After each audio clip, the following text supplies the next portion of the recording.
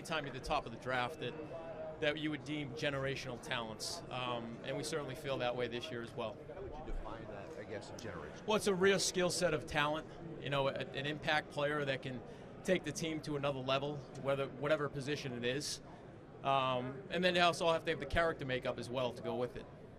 Mike, how did your time in Kansas City, how did that shape you in taking this job and how you're evaluating this roster and how you're going to approach the draft? I was there for 16 years, so, we weren't just going to Super Bowls every year when I first got there. So, in 2012, we had a 2-14 season where we had to, rebuild it. So, yeah, there's some things throughout that process that I'll take.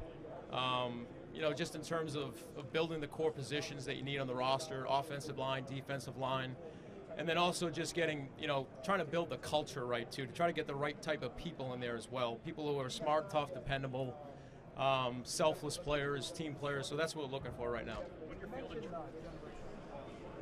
you feel that Abdul Carter fits into that mix? I'm sorry? You mentioned generational talents. Do you feel Abdul Carter is one of those players, and what have your takeaways been, Jessica? Yeah, Abdul's a very good player. I don't want to go into many evaluations of the players, but like I said, there's certainly some players at the top there that fit that description of generational talent. You saw firsthand what the Buccaneers did to the Chiefs and Mahomes, and then you see what the Eagles have done. Does that kind of skew the level of importance you weigh on the trenches and being able to impact the quarterback? Well, I think it's always important. You can have Superman back there, and if you don't have the protection up front to protect, to be able to run the football, to be able to create balance in the game, that's the most important part, is building through the trenches. So offensive line, defensive line is going to be a big priority for us. When you are fielding those offers for that number one pick, what are some of the things you are looking for in return? I don't know how broadly or specifically you can get, but we really haven't gone into too much of that. I've fielded some calls at this point, but we really haven't gone too much into it right at this point. What have the last couple of weeks been like leading up to this week, and what would you consider the top positions in this year's NFL draft? So to answer your first question, the last few weeks we've been in meetings the whole time, draft meetings, free agency meetings, going over our roster as well, meeting with the coaches. So it's been a busy time. In terms of the strengths, I'd say obviously defensive line, specifically the edge players. It's a really deep draft. I would say running backs, it's a good draft. There's some good tight ends in that position group. So I think it's a good draft overall, but there's certainly some positions that more strength and a little bit more depth in the middle to later rounds as well. This team spent a lot of capital on offensive line. Does that factor in at all to what you do going forward, because it hasn't spent a lot of capital at other positions? No, not necessarily. I think we're starting this off on a clean slate right now. And offensive line, like I said, is going to be a top priority, whether that's through free agency, the draft, or anything, waiver claims, trades. We're going to look onto every avenue really to add to that group. And I think the most important part too is adding the right type of players to that group too. So that's a tight knit group, that offensive line. So getting tough guys in there, smart, dependable, good teammates. The characteristics for that group are very important. You talked about wanting to add draft capital over the next 2 to 3 years to build this team. But in the interim, there may be a veteran quarterback or two who could become available, but the team might want draft capital for them. Does that make you more reluctant to pursue a veteran quarterback if a team wants draft capital to? Yeah, I think that's the goal we stated to like I said, draft picks are our biggest form of currency. So, we're always going to try to gather as many picks in the top 100 as we can. But we have to be disciplined through the process here, as we're going through and looking at free agents and, possible trades. We certainly want to hold on to our draft picks as much as we can. You said you looked at edge rushers the past couple of weeks. What are those traits that you're looking for? I'm sorry? You said you looked at edge rushers the past couple of weeks. What are some of those traits that you look for in a pass rusher? Yeah, obviously get off, the ability to dip around the edge, and just having a relentless passion to get to the quarterback is a big part of it. So those qualities are, things that we're really looking for. Mike, any concerns that if you don't take a quarterback when you have the number one pick, you never know when you might have that selection again to have that opportunity? Sure, I mean, you can think that way. But, at the end of the day, we have to make the best decision at this point for the Titans. And if we deem like taking a quarterback is the most important thing right now, then we'll do that. But we have to go through this process here. So this is like one touch point in the process. We've gone through the whole evaluation part. Now we're finally getting to sit down and meet with these guys and talk with them. We'll have pro days. They'll have 30-day visits. So we have to go through the whole process really to make that decision. Do you abide by kind of a height, weight, speed characteristic by position? And when do you stray from that? We do. We always have, you don't want to make exceptions at certain positions. So we'll have a profile for each position. Now, you never want to just throw away a good football player if he doesn't fit those measurables. But we certainly have profiles for every position in terms of, when we're making acquisition periods, whether it's free agency or the draft. Mike, you talked about a couple guys who are generational prospects. In a trade down scenario, is it important for you to stay within range to get a generational prospect, or trading down further get you more shots at the apple cart? Is that something that would interest you? Well, that's part of the strategy that you have to put together. Just like we're going to have a free agent strategy, there's going to be a draft strategy too. So we'll get together as a group and think through all that. But you certainly don't want to pass up on one of those players if you think they're there. And an opportunity to trade back, depends how far you can go back to get that player. So to your point, there's a strategy to it. How would you define, because one of the things that came up was being selective in free agency. How would you define it? 'Cause you look at this organization, last year they spent a lot of money, it didn't necessarily work out. What's your approach to being selective? Well, I think in the press conference, our philosophy is we want to draft and develop. That's going to be our number one thing, number one priority. But to be selective is just to have discipline in the process. We're going to have targeted players that we want. And if sometimes, that player doesn't come to us, we're not just going to jump to the next player. We're going to have players that we're going to target, and you have to have discipline throughout that process as well. In targeting those players, though, there could be some big ticket guys. I mean, you obviously have more holes than you could fill no matter what you might end up with draft pick-wise, right? Sure, Paul. I think that's part of the strategy, too. We're trying to fill, probably as many holes as we can before the draft, and you're trying to see. At this point, you have a free agency board, you have a draft board. You're trying to see the depth in free agency and the depth in the draft and where you might be able to acquire those players.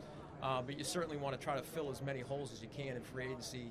And, we have some work to do on the roster. What you do at quarterback in free agency, might that tip what you're doing with the first pick? I don't think that will depend.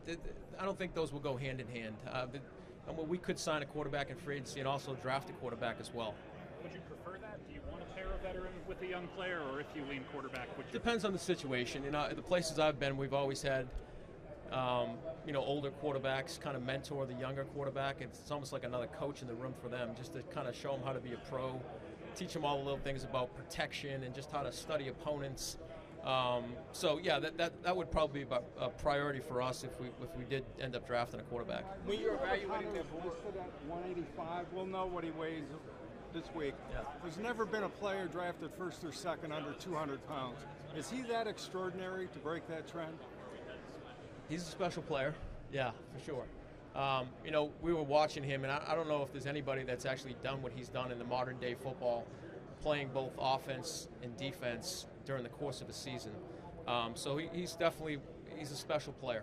When you look at this roster, that he would make significant. This roster, you see and talk about all the holes. Where do you see strengths on this roster right now? I think we have some good interior guys right now with Sweat and Simmons. There's some pieces on the roster. Calvin's still a good receiver. But we have to get better throughout the offensive line. And that's going to be a priority for us. And that's part of the process here too, is we're evaluating this roster, is trying to figure out, where are the weak points right now? Where do we really have to improve? But there are some pieces on the roster that we can build on, and certainly that interior defensive line is one of them. How long before you could compete for a division? Our hope is to compete every year for a division, Paul. But it's a process. So hopefully we're in contention this year. You always want to manage expectations, though. So as we go through this process, we acquire players. I think we'll have a better idea as we head into the season. Mike, Hunter, is it realistic to think he could make significant contribution on both sides on the NFL level? I think he could. Yeah, I think he could. You've seen it. You've seen tape of it, and playing, corner and receiver. So, I think he can do both at a high level. Mike, when you evaluate the field drills this week, how is that going to help with the evaluation overall? Like, does that change? Will that change how you maybe view some of the players that are later on in this draft, or maybe some of those generational guys, can they move the needle and kind of hop another guy for you? Yeah, you take every drill into account. It's really just a validation of what you see on tape. Does the guy run as fast as you think he ran during when he was playing during the fall? And then it's almost like a red flag system too. So if there's some certain drills that they don't do well, that causes you to kind of go back and do a little more work in the tape to make sure you've seen it right as well. As you're evaluating, I guess your own free agents, what's the balance like, and you having an opinion of these guys coming in and also trying to get opinions of people who have been with them in the past, whether it's Brian or other guys on the staff? Yeah, so that was part of the process over the last few weeks, is really because we're trying to get everything done at once here, free agency draft, and we met with the coaches during lunch during these times just to get a feel of the players on the roster, specifically how they are in meeting rooms and everything else. So that's a big part of it. We met with Brian and his staff over the past month here. Do you envision needing a lot more cap room? Are you satisfied where you are, or how do you? I think we're in good shape right now. Yeah. Mike, when you're trying to build.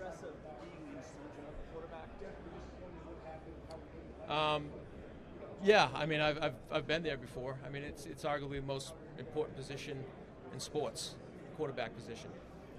So you have to get that right. We have to solidify that position. And we have Will on the roster right now, and he's going to compete with whoever we bring in. We have one quarterback on the roster, so we're bringing people in, and Will compete with them as well. Mike, when you're trying to fill multiple positions at once, how could an edge rusher who could potentially spy and maybe even drop back into coverage, what could that do for your defense? If he's a generational pass rusher, I just like him to rush the passer. At that point, just play to his strengths. But now, if there's a guy that can drop in coverage, that's great. But if their strength is rushing the passer, that's what we want to see him do. Hey, Mike, Chad called February no daylight February for the scouting process. I just wanted to get your take on what those past few weeks have been like during the no daylight time, and how you feel about how far you've gotten as a group together during that. Yeah, it's an important time for us. You get in, early in the morning before the sun's up, and you're out of the building when the sun's down. So that's what he's referring to, and it's going into darkness, is what we call it. But it's an important time just to build camaraderie with the staff, creating bonds with the staff as well. And so we did that for the past months, which I think was great. What's the status of your draft board at this point in the process? Have you started putting something together? Is it? Yeah, so we set the board the first time, and we call it phase 1.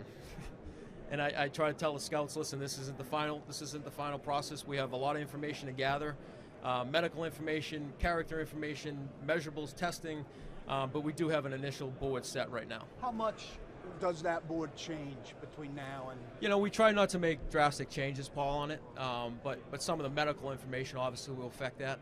Some of the testing does move guys up and down the board a little bit.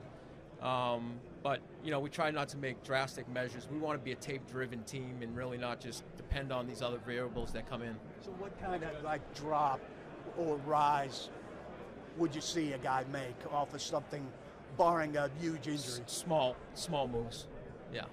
Hey, if you're with the